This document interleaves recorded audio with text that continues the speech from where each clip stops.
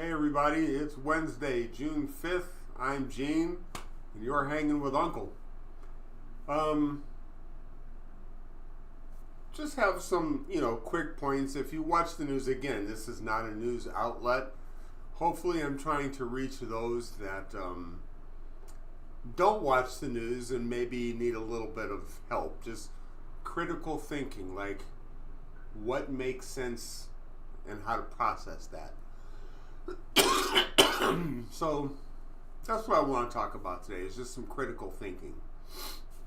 Now, I keep hearing the argument that our Justice Department has been weaponized against Republicans, and nothing could be further from the truth. For those who, again, say, oh, they've been after Cadet Bone from the very beginning. Well, number one, he got elected.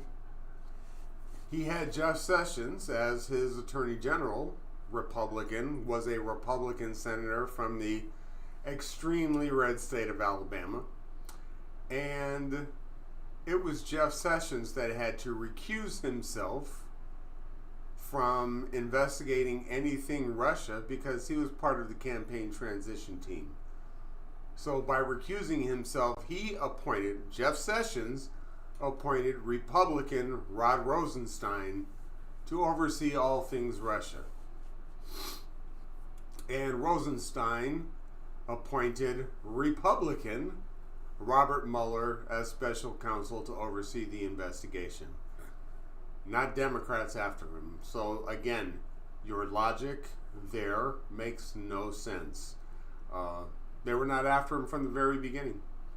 And let's see, what else happened?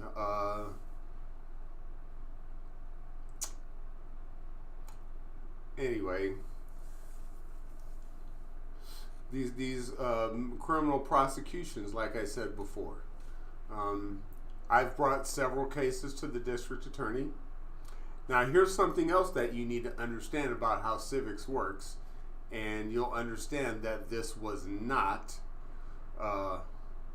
political weaponizing of the Justice Department, because the district attorney doesn't magically bring cases before the court himself.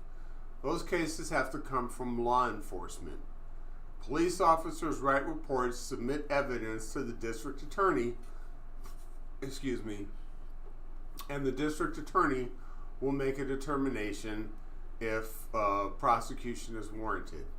So that's where it all begins. And again, you've heard me say this before, never has a district attorney asked me if the person that I'm bringing this case against is a Democrat or a Republican, or what is their political affiliation, or how do they vote, or do they have signs in front of their house. They don't care about that kind of stuff. It's not important, because if you're working as a county prosecutor in the district attorney's office, just pick a county, say LA County. Your goal is not to sit there and prosecute for 20 years. You'll give yourself an ulcer and die of hypertension before you're 50.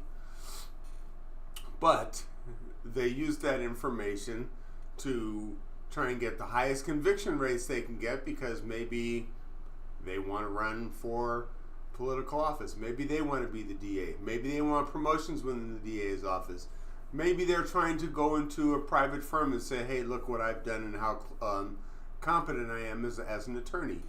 Maybe they want to run for Attorney General for their state. You never know. But when charges are brought, there is never this, well, what is their political affiliation? It doesn't happen.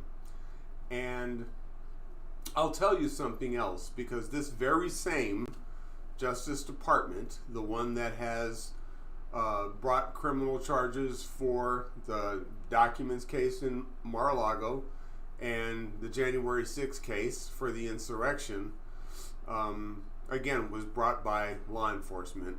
And the Attorney General has decided to hire Jack Smith to put a case together and bring charges, right? Well, that same Justice Department is also prosecuting sitting Democratic Senator Bob Menendez from the state of New Jersey for his bribery crimes.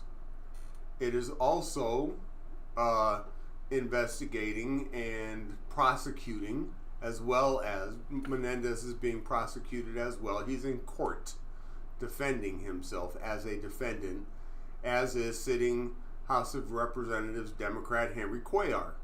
So if this Department of Justice was weaponized, why are Democrats being prosecuted? But here's the big one, all right? So remember, David Weiss was a holdover from the previous administration under Bill Barr's administration of justice, investigating Hunter Biden, okay? And Hunter Biden is in court today, going through jury selection if they haven't already selected one, for criminal prosecution for crimes he has allegedly committed. And this is the president's only surviving son left, and he's not pardoning him. So that does not look like a weaponization of government to me. Your argument holds no water. It is only because the clown in charge of singing this song says he's being prosecuted, but prosecution to a narcissist is only accountability to you and me.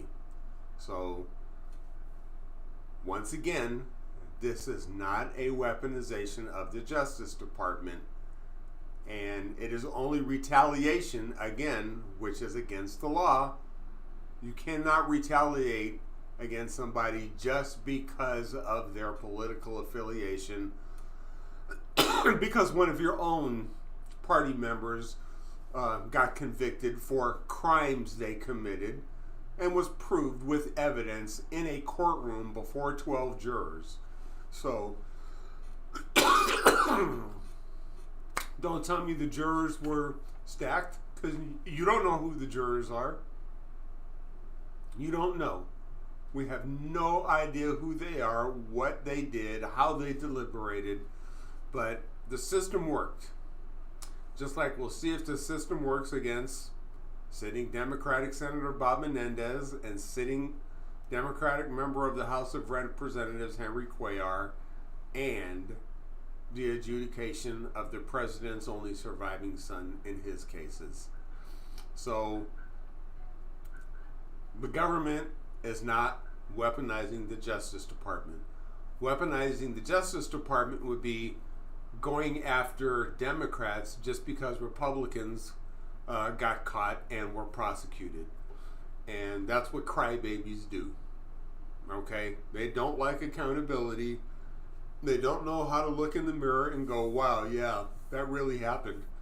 You know, I need to assess my moral decision-making compass, I guess, and, you know, go from there. But anyway, that's all I had to say.